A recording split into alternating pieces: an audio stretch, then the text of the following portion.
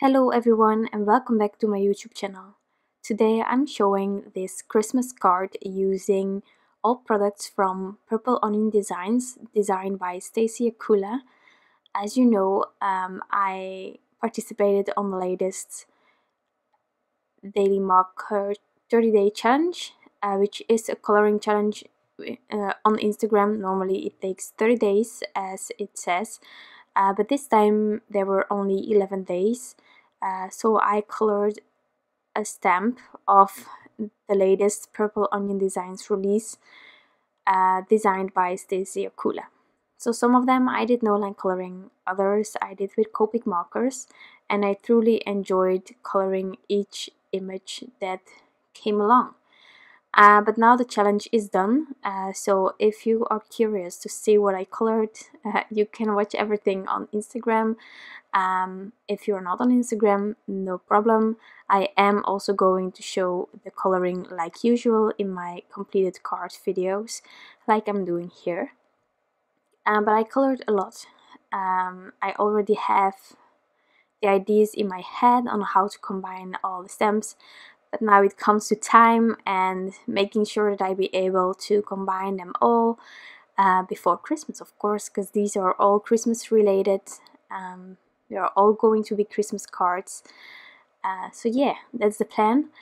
For today I am coloring this cozy holiday home, and I will also be coloring the snow crooners, which are 3 critters who are singing, and they are just so adorable and lovely, but all the designs by Stacey Yacula are just amazing. I must admit, during the challenge I discovered, of course, that these stamps, and I already knew that, but these stamps are so detailed, they are gorgeous. I also mentioned it in one of my previous videos with the red rubber stamps. The designs are so detailed, it's crazy. And I must admit, coloring them with my Copic markers was a bit of a struggle because you have that brush tip, and I have more control over my paintbrush. So with this house, it was so detailed, I just couldn't do anything else than using distress inks.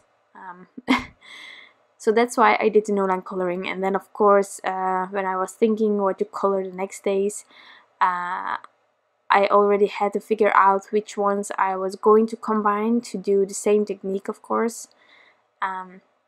So that's what I did to enter each day, each challenge day.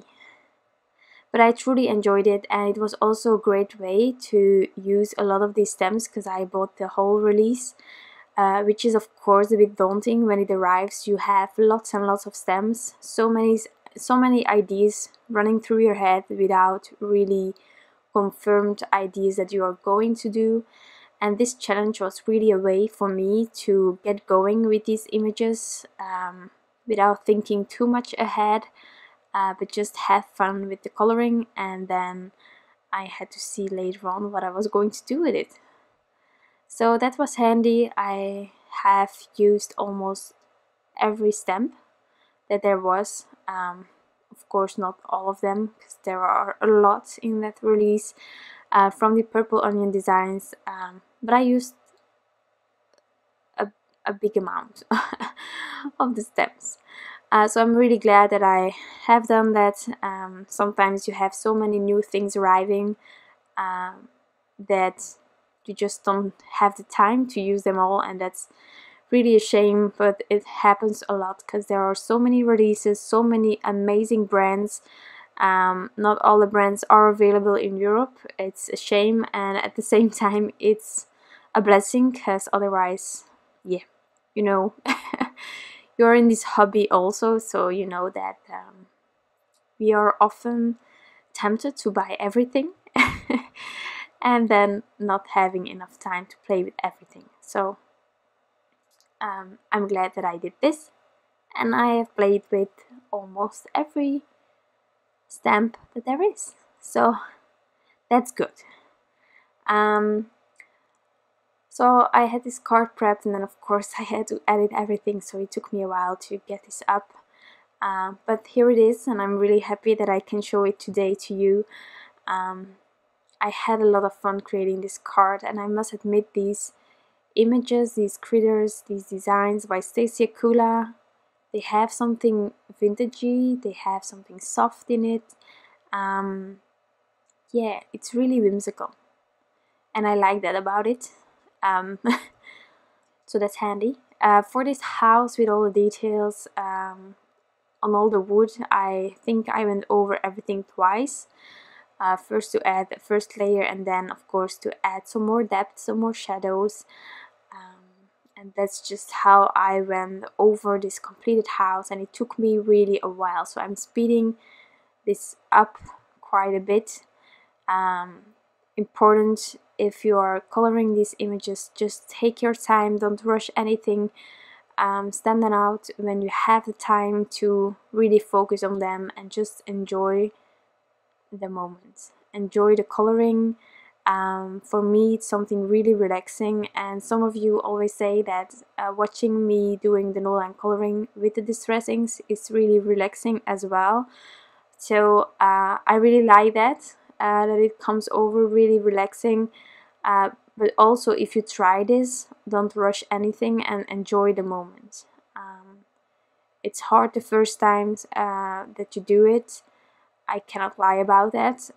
We need to be honest. It's time consuming, but the end result is always there.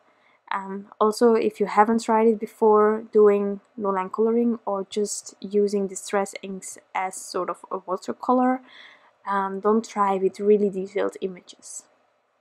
Try a bigger image, something with less detail. You can use some Mama Elephant images, My Favorite Things, Hello Bluebird. Those are brands that I have that are way easier than these stamps. And once you get going with those, and you know how your paintbrush is handling things, how everything feels, then try something more daunting like this. I must admit, it's also the first time for me to have colored in such tiny, such detailed images, and it was a lot of fun. But don't try them the first time. It might work out for you, and that would be perfect, but it can also be really daunting and discouraging because it isn't working out the way you want it to be from the beginning. So I suggest just get used of the paintbrush or your water brush that you're using on some cute images but less detailed, and then you can just build up the way you're coloring from there. And I really think that everyone can do this. So I get that it might be a bit daunting to see, and it looks really hard and wow and everything that you can express. Everything that's new can be daunting. But I have seen in the meantime, I have asked if you would do this, then tag me on Instagram or on Facebook, or I'm not that active on Facebook, but sometimes I look. Just tag me. I'm so curious to see what you make, and I really want to encourage you all. I have seen in the meantime a lot of people tagging me, and you are doing such a wonderful job.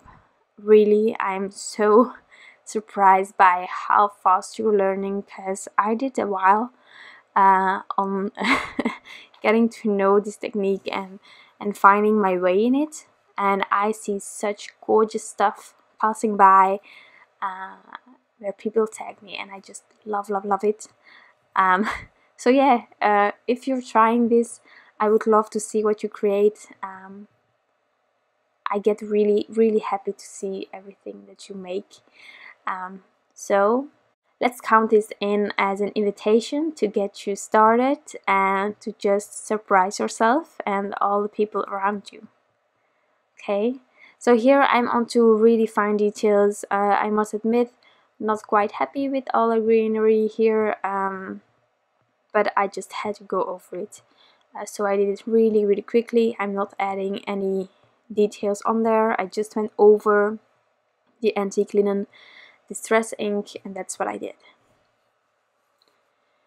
So the house is almost completed, and then afterwards I will be coloring in those critters as well.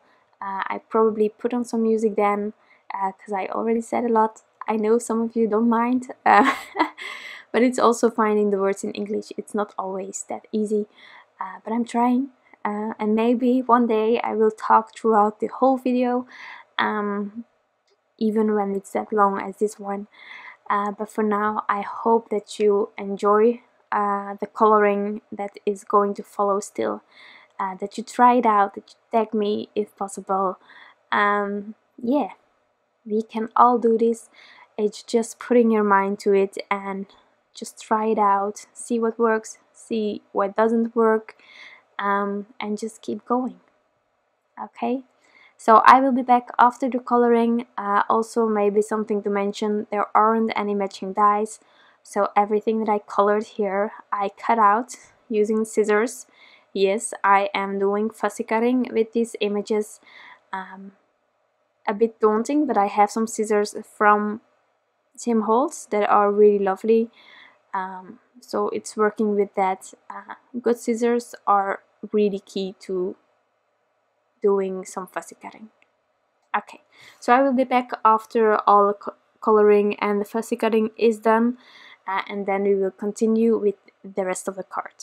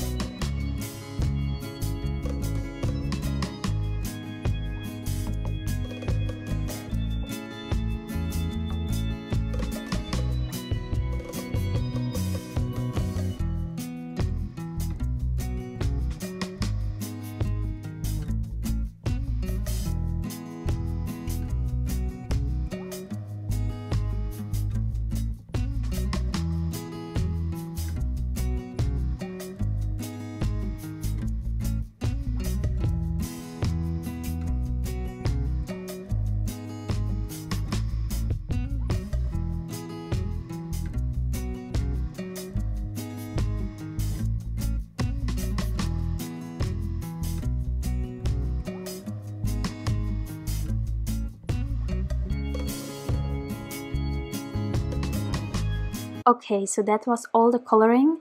I did the fussy cutting off camera because that just takes too long to show you all. And now we are going to work on our background. So for the background I have taken these two distress inks, Aged Mahogany and Victorian Velvet, some colors that I truly adore. I also use it for the bird and the accessories of the mouse. These colors are gorgeous and really vintagey, I think. So that's why I'm using them. The paper that I'm using is a piece of perfect coloring paper. It was just an A2 size piece that I had lying around, so that was handy. I didn't have to cut anything. So yeah, a bit lazy, but it works. So I did the ink blending on the back, and then I decided that actually I wanted to leave it white on the bottom, but with the brush being so large I had those strokes, so I just went all the way down, and now I'm going to cut a snowy hill out of Strathmore Bristol Smooth, the same paper as my images. This way the white on my card is the same white all over. And now I'm going to stamp out the sentiment. So what I'm doing here, I have the clear mounting stamp from Purple Onion Designs. I am mounting my rubber stamp on it, and now I'm first going to test out placement. As you saw, I just randomly laid it down as straight as possible, but you cannot see through it. So I'm stamping on a piece of acetate, and with the squares behind I can see whether it is aligned straight, and I was really lucky. It was straight, so I could just remove the acetate. I'm going to clean it afterwards, and I'm going to do the heat embossing on my panel now. So I'm using Versamark clear embossing ink.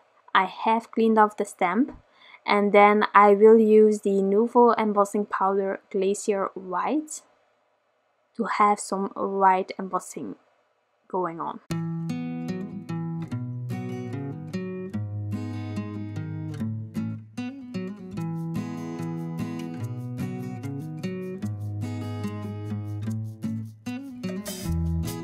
I prefer inking my sentiments twice to have a good impression. It's not always necessary, but I just prefer it. And then I'm going to pour on my embossing powder, tap off the excess, and then I can heat set the whole sentiment. Something that I always do off camera is to let my heat gun warm up ahead of time, so that when I bring it to my panel, it is already really warm and the warping is minimalized. Of course, there is always a bit of warping, but this way it's heat set really quickly, and that just helps. So that was the heat embossing. I have buffed off the excess anti-static powder, and now I'm going to add all the elements. I am first going to assemble the whole panel, and then I will do some splattering with white gouache. That's snow, and I remember last year I always did the snow, I think, ahead of time, and this year I'm really into having snow all over my critters as well. It's more realistic, but it changes over time. So sometimes I prefer this, then I prefer that.